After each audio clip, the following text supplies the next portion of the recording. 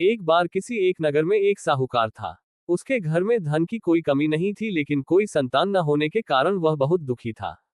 संतान प्राप्ति के लिए वह हर सोमवार को व्रत रखता था और पूरी श्रद्धा के साथ शिव मंदिर जाकर भगवान शिव और माता पार्वती की पूजा करता था। उसकी भक्ति देखकर एक दिन मां पार्वती प्रसन्न होकर भगवान शिव से साहूकार की मनोकामना पूर्ण करने का निवेदन किया। पार्वती जी के आग्रह पर भगवान शिव ने कहा कि हे पार्वती, इस संसार में हर प्राणी को उसके कर्मों का फल मिलता है और जिसके भाग्य में जो हो उसे भोगना ही पड़ता है। लेकिन पार्वती जी ने साहूकार की भक्ति देखकर उसकी मनोकामना पूर्ण करने की इच्छा व्यक्त की। माता पार्वती के आग्रह पर शिवजी ने साहूकार को पुत्र प्राप्ति का वरदान तो दिया, लेकिन उन्होंने बताया कि यह बालक 12 वर्ष तक ही जीवित रहेगा। माता पार्वती और भगवान शिव की बातचीत को साहूकार सुन रहा था, इसलिए उसे ना तो इस बात की खुशी थी और ना ही दुख। वह पहले की भांति शिवजी की पूजा करता रहा। कुछ समय के बाद साहूकार की पत्नी ने एक पुत्र को जन्म दिया। जब वह बालक 11 वर्ष का हुआ तो उसे पढ़ने के लिए काशी भेज दिया गया। साहूकार ने पुत्र के मामा को बुलाकर उसे बहुत सारा धन देते हुए कहा कि तुम इस बालक को काशी विद्या प्राप्ति के लिए ले जाओ।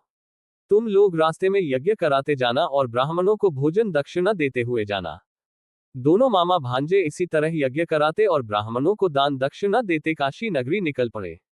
इस दौरान रात में एक नगर पड़ा जहां नगर के राजा की कन्या का विवाह था, लेकिन जिस राजकुमार से उसका विवाह होने वाला था वह एक आंख से काना था।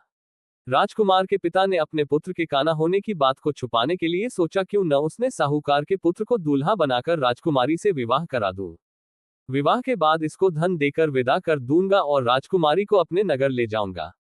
लड़के को दूल्हे के वस्त्र पहनाकर राजकुमारी से विवाह करा दिया गया। साहूकार का पुत्र ईमानदार था। उसे यह बात सही नहीं लगी, इसलिए उसने अवसर पाकर राजकुमारी के दुपट्टे पर लिखा कि तुम्हारा विवाह तो मेरे साथ हुआ है, लेकिन जिस राजकुमार के संग तुम्हें भेजा जाएगा वह एक आंख से काना है। मैं तो काशी पढ़ने जा रहा हूँ। जब राजकुमारी ने चुन्नी पर लिखी बातें पढ़ी तो उसने अपने माता पिता को ये बात बताई।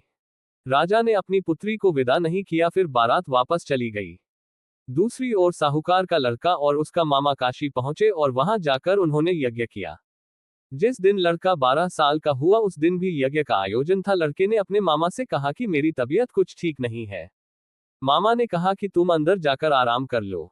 शिवजी के वरदानुसार कुछ ही देर में उस बालक के प्राण निकल गए।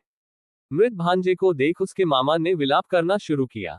संयोगवश उसी समय शिवजी और माता पार्वती उधर से जा रहे थे। पार्वती माता ने भोलेनाथ से कहा, स्वामी, मुझे इसके रोने के स्वर सहन नहीं हो रहा, आप इस व्यक्ति के कष्ट को अवश्य दूर करें। जब शिवजी मृत बालक के समीप गए तो वह बोले कि यह उसी साहूकार का पुत्र है जिसे मैंने 12 वर्ष की आयु का वरदान दिया था। अब इसकी आयु पूरी हो चुकी है, लेकिन मातृभाव से विभोर माता पार्वती ने कहा कि हे महादेव, आप इस बालक को और आयु देने की कृपा करें, अन्यथा इसके वियोग में इसके माता पिता भी तड़प तड़प कर मर जाएंगे। माता पार्वती के पुनः आग्रह पर भगवान शिव ने उस लड़के को जीवित होने का वरदान दिया।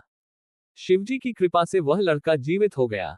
शिक्षा पूरी करके लड़का मामा के साथ अपने नगर की ओर वापस चल दिया। दोनों चलते हुए उसी नगर में पहुंचे जहां उसका विवाह हुआ था। उस नगर में भी उन्होंने यज्ञ का आयोजन किया।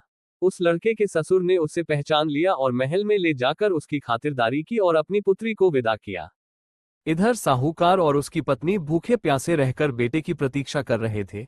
उन्होंने प्रण कर रखा था कि यदि उन्हें अपने बेटे की मृत्यु का समाचार मिला तो वह भी प्राण त्याग देंगे, परंतु अपने बेटे के जीवित होने का समाचार पाकर वो बेहद प्रसन्न हुए। उसी रात भगवान शिव ने साहूकार के स्वप्न में आकर कहा, हे श्रेष्ठी, मैंने तेरे सोमवार के व्रत करने और व्रत कथा सुनने से प्रसन्न होकर तेरे पुत्र को लंबी आयु प्रदान की है। इसी प्रकार जो कोई सोमवार व्रत करता है या कथा सुनता और पढ़ता है उसके सभी दुख दूर होते हैं और सभी मनोकामनाएं पूर्ण होती है।